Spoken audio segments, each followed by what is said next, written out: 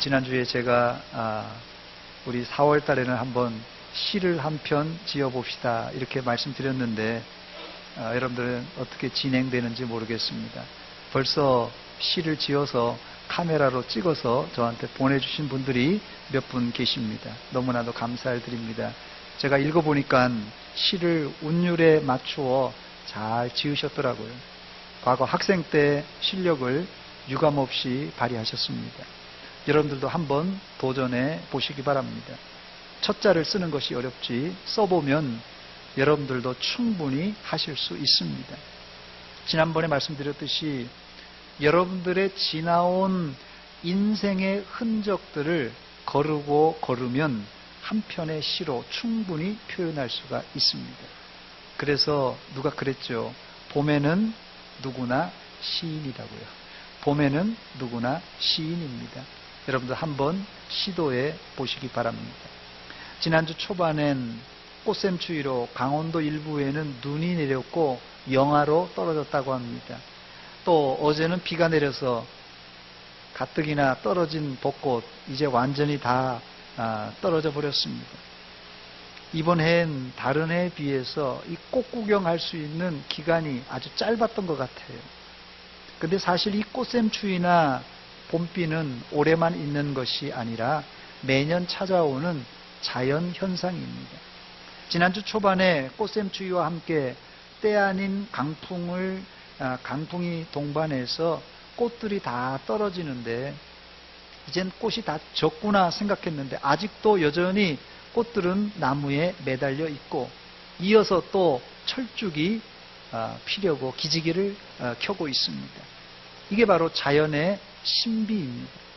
봄에 너무 추우면 채소와 유실수들이 냉해를 입기도 하지만은 그래도 그런 와중에서도 묵묵히 나무들은 가지에 이파리를 내고 열매를 맺는 법입니다. 저는 이것을 역설적으로 나무들이 사는 방법이라고 생각합니다. 사실 나무는 뿌리를 받고 사는 식물이기 때문에 동물처럼 운동을 할 수가 없습니다. 나무가 운동하는 거 봤습니까? 운동 못해요. 뿌리를 받고 있기 때문에.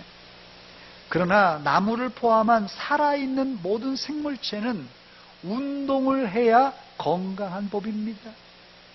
그런데 식물은 운동을 할 수가 없습니다. 그래서 하나님은 식물들을 운동하라고 봄에는 봄바람으로, 여름에는 태풍으로, 가을에는 한이바람을 불어서 나무를 사정없이 흔들어주는 것입니다. 여러분, 이게 흔들리는 게 그냥 자연현상인 것 같지만 하나님이 나무를 운동시키는 과정이에요. 이게 나무의 운동이에요. 그런 차원에서 볼 때 이 꽃샘추위와 봄바람, 봄비는 꽃과 나무를 힘들게 만들기도 하지만 오히려 더 건강하게 만들어주는 이 자연의 훈련 코스입니다. 그러나 아무리 몸에 좋은 훈련이라도 여러분 다 알고 있잖아요. 우리가 운동해야 되는 거 다 알고 있잖아요. 아무리 몸에 좋은 훈련이라 할지라도 이 연단과 훈련은 힘든 법입니다. 이 자리에 나오신 분들은 다 힘든 훈련 코스 없이 꽃길과 같은 이 만사 형통의 길을 걷기를 원하실 것입니다. 그래서 찬송가에도 나의 갈 길 다 가도록 예수 인도하시니 무슨 일을 만나든지 만사 형통하리라. 무슨 일을 만나든지 만사 형통하리라. 이거 우리 즐겨 부르는 찬송 아닙니까? 그러나 우리네 인생도 그렇지만 신앙생활은 꽃길만 걸어갈 수 없습니다.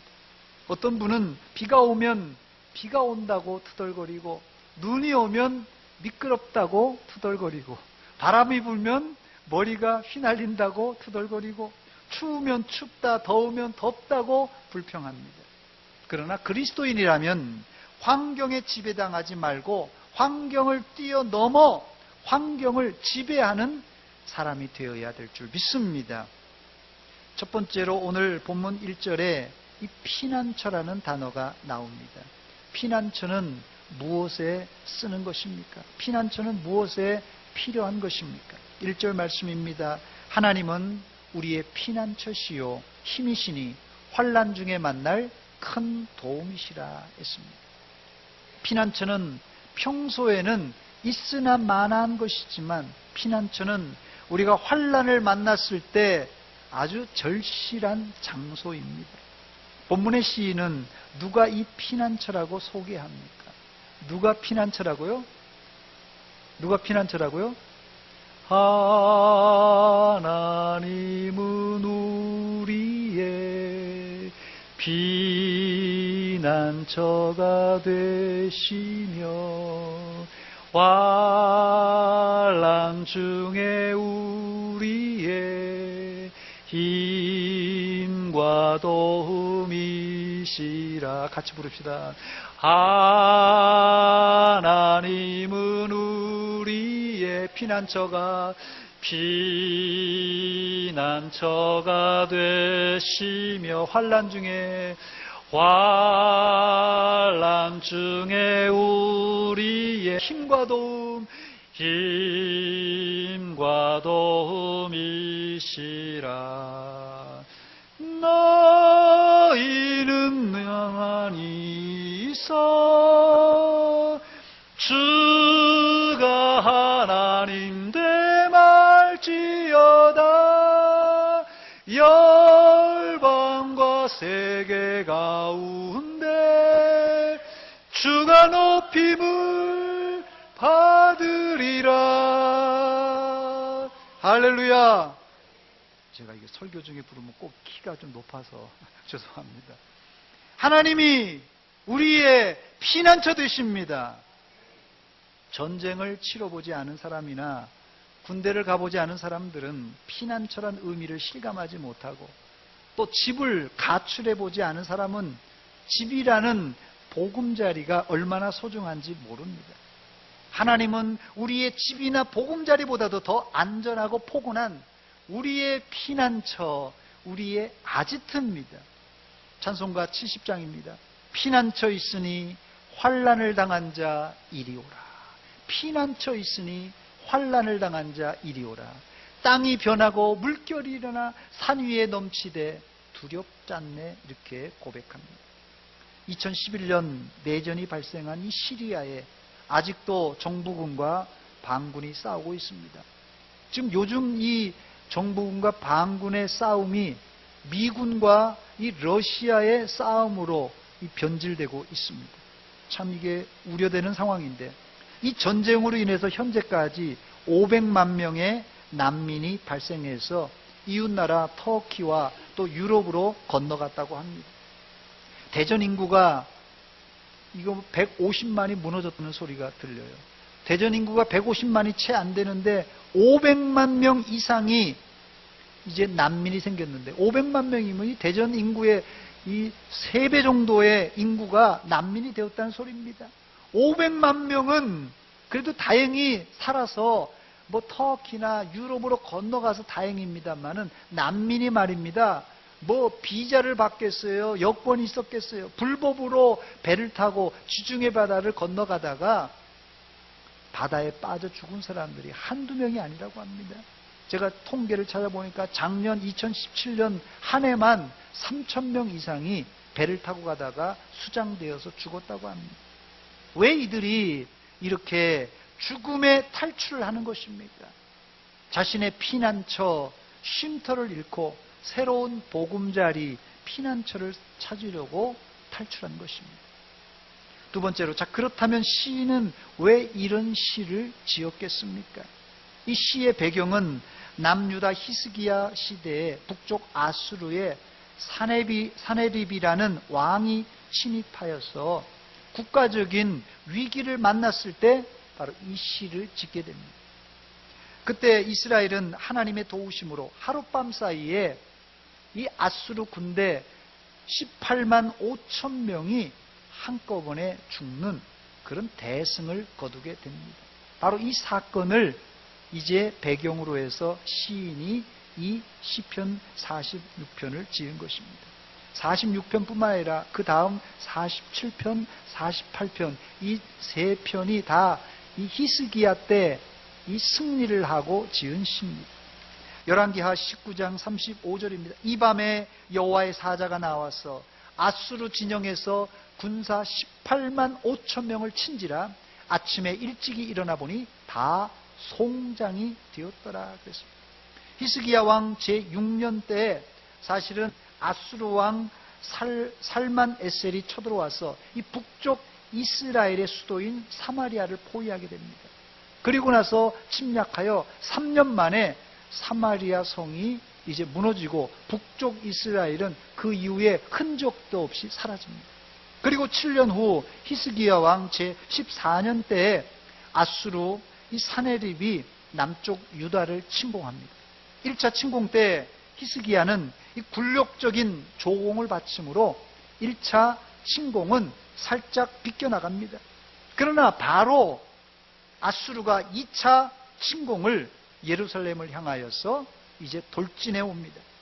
이때 이 사네립의 군사가 자그만치 18만 5천 명이나 되었습니다. 이스라엘은 도저히 막을 수 없는 군사가 쳐들어왔을 때 히스기야 왕이 어떻게 합니까? 열왕기하 19장 1절 말씀 보니까 히스기야 왕이 듣고 그 옷을 찢고 굵은 배를 두르고 여호와의 전에 들어가서 기도했다는 기사가 기록되어 있습니다. 군사력으로는 감당할 수 없을 때 히스기야는 자기의 옷을 찢고 굵은 배를 두르고는 여호와의 전에 들어가서 이 랍사게가 보낸 이 항복하라는 편지를 하나님의 전에 펼쳐놓고 하나님께 간절히 기도했어요. 그리고는 전령을 보내어서 이사야 선지자에게 가서 제발 나라를 위해서 기도해달라고 이렇게 기도 요청을 합니다. 이때 하나님께서 이사야 선지자에게 급속한 응답을 해주십니다. 이사야 선지자는 전령을 통하여 히스기야에게 하나님의 말씀, 응답을 전달합니다. 왕이시여 두려워하지 마소서. 왕이시여 두려워하지 마소서. 하나님의 응답은 두려워하지 말라라는 메시지였습니다.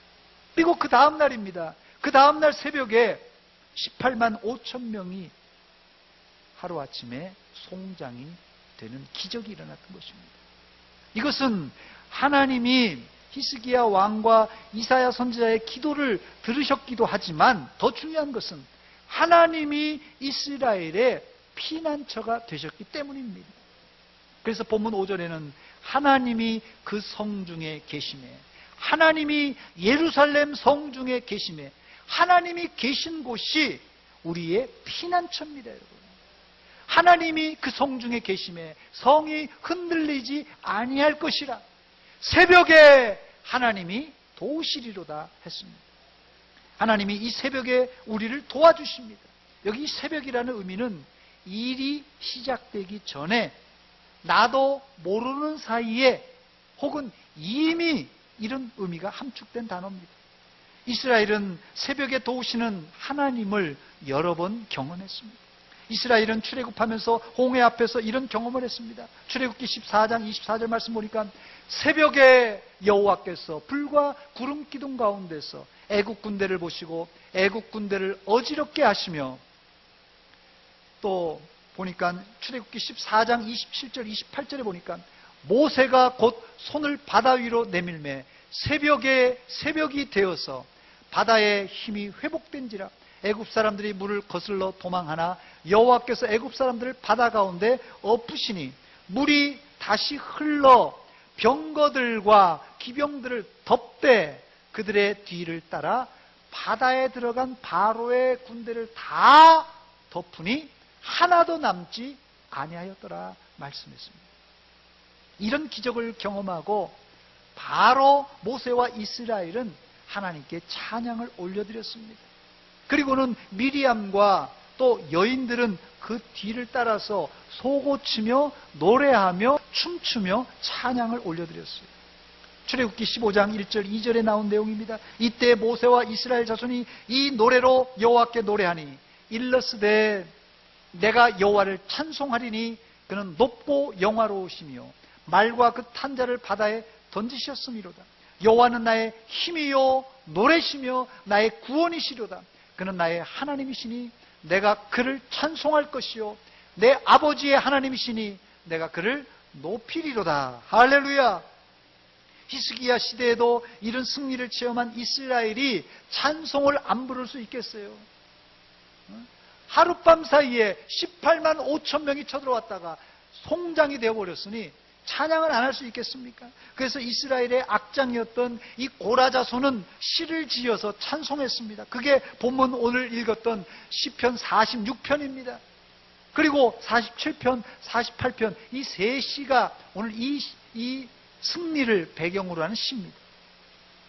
사실은 이 시편 46편은 종교개혁자 마틴 루터가 즐겨 암송했던 시라고 합니다. 루터는 종교개혁을 하면서 어려움을 겪을 때마다 하나님은 우리의 피난처시오 힘이시니 환난 중에 만날 큰 도움이시라 이 말씀을 암송하면서 새로운 힘과 용기를 얻었다고 합니다. 실제로 루터는 시편 46편을 찬송으로 만들어서 함께 종교개혁을 펼쳤던 친구 이 멜랑히톤에게 보내기도 했다고 합니다. 이렇게 해서 만들어진 찬송이 바로 우리가 잘 부르는 내 주는 강한 성이요 이 찬송가 585장입니다. 이 내 주는 강한 성이요라는 이 가사말은 오늘 본문에 나와 있는 하나님은 우리의 피난처가 되신다는 고백입니다. 세 번째로 그렇다면 여러분들에게 묻겠습니다. 여러분들은 어려움을 만날 때 어디로 달려가십니까? 시편 146편 3절로 5절 말씀입니다. 귀인들을 의지하지 말며 도울 힘이 없는 인생도 의지하지 말지니 그의 호흡이 끊어지면 흙으로 돌아가서 그날에 그의 생각이 소멸하리로다. 야곱의 하나님을 자기의 도움으로 삼으며 여호와 자기 하나님에게 자기의 소망을 두는 자는 복이 있도다. 정치인들은 힘들 때 청와대로 달려가고 힘이 있고 권력 있는 사람들에게도 달려갑니다. 그러나 그리스도인들은 하나님께 달려가는 사람들입니다. 솔로몬은 잠언 18장 10절에 환난당한 자는 하나님께 달려가서 안전을 취하라고 조언합니다. 여호와의 이름은 견고한 망대라. 의인은 그리로 달려가서 안전함을 얻느니라 했습니다. 이 구절의 배경은 구약의 도피성 제도와 관련이 있습니다. 이스라엘에는 동서남북으로 6개의 도피성이 있었습니다. 요단강을 이제 가로질러서 요단강 동편에 3군데, 또 서편에, 동편에, 서편에 3군데씩 총 6군데의 도피성이 있었는데, 실수로 무의식 중에 사람을 죽인 자는 고의는 아니지만 사람을 죽였기 때문에 죽은 사람의 가족들이 피해 보복을 가할 수 있습니다. 그렇기 때문에 이런 사람들을 보호해 주기 위해서 도피성 제도를 만든 것입니다. 사실 우리는 무의식 중이나 부지 중이 아니라 고의로 형제를 미워하여 살인을 저지르고 여인을 보고 음욕을 품고 간음을 저지르는 죄인들입니다. 그러므로 우리는 죽어 마땅한 자들이에요. 무의식 중이 아니라 고의로 죄를 짓잖아요.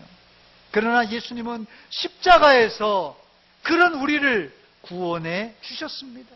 그러므로 이제 죄를 짓는 사람들은 십자가 밑에 나와 자신의 죄짐을 회개하고 풀어놓을 때 우리의 피난처 되시고 구원자 되시는 주님이 우리의 죄를 용서해 주실 뿐 아니라 우리를 안전하게 지켜주실 줄 믿습니다.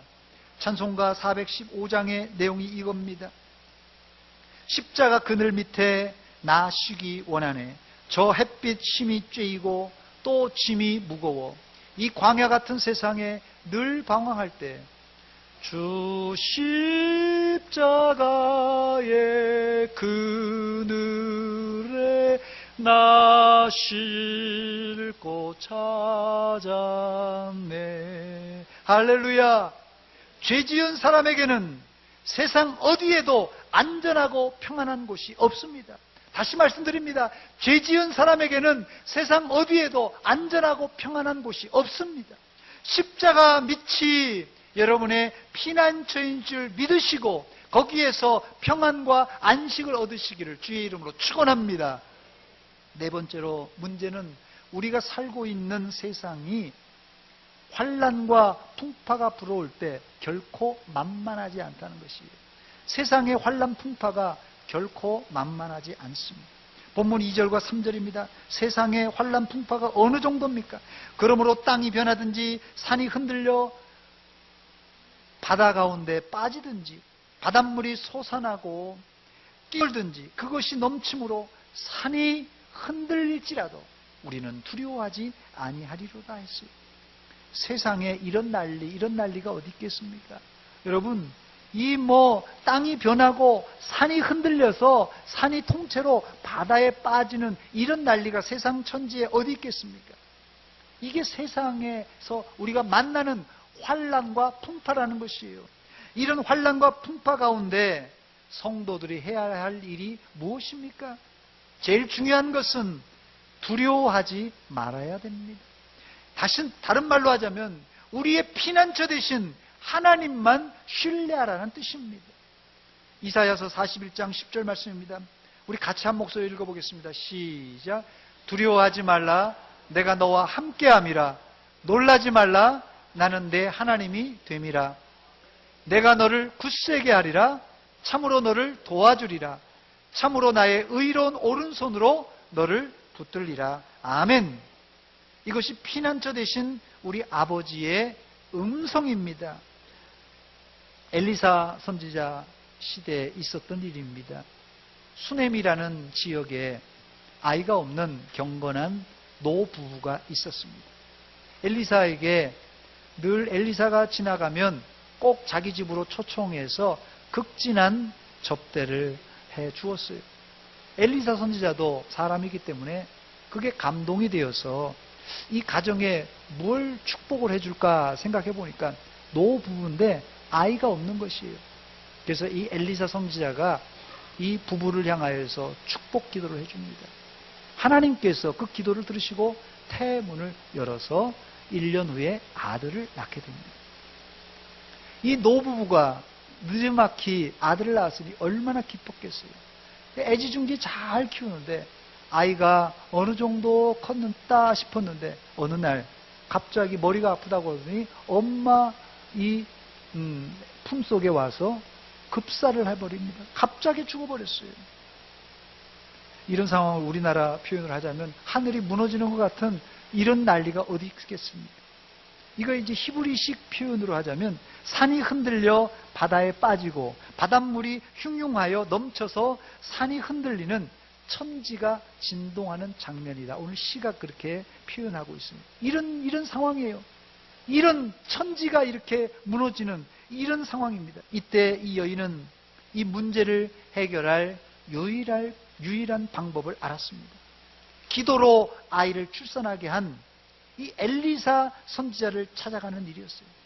열왕기하 4장 22절 24절 말씀 보니까 그 남편을 불러 이르되 청하건대 사환 1명과 나귀 1마리를 내게로 보내소서. 내가 하나님의 사람에게 달려갔다가 돌아오리다 하니 이에 나귀의 안장을 지우고 자기 사환에게 이르되 몰고 가라.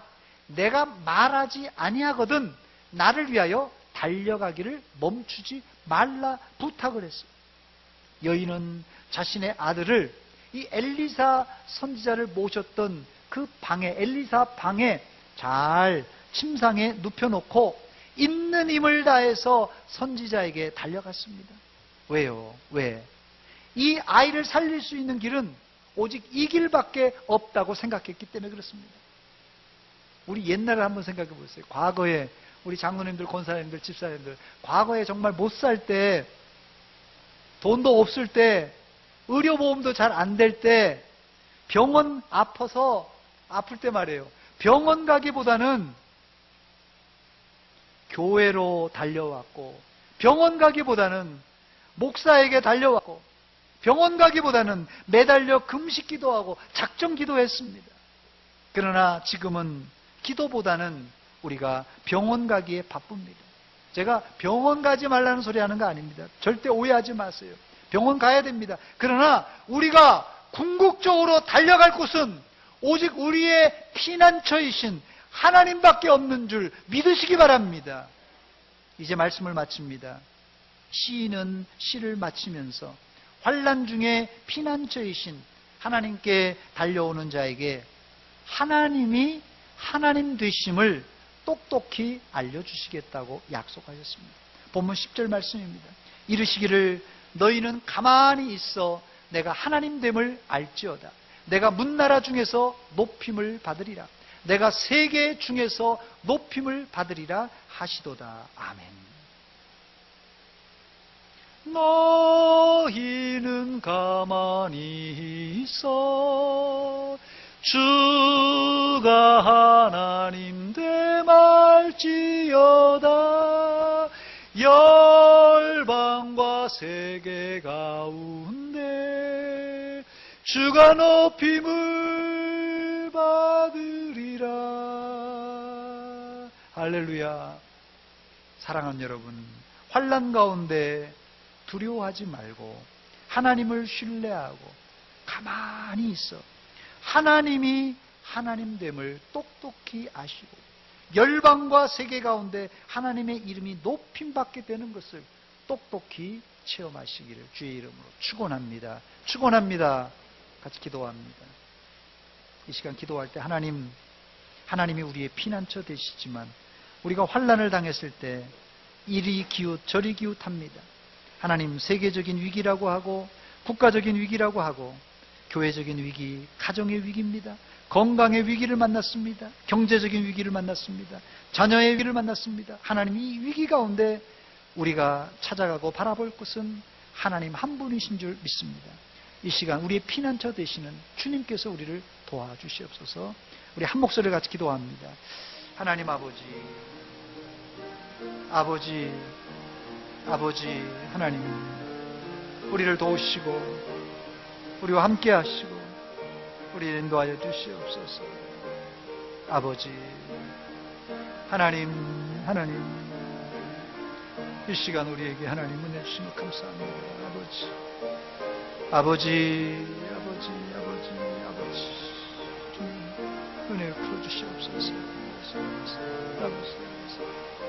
아버지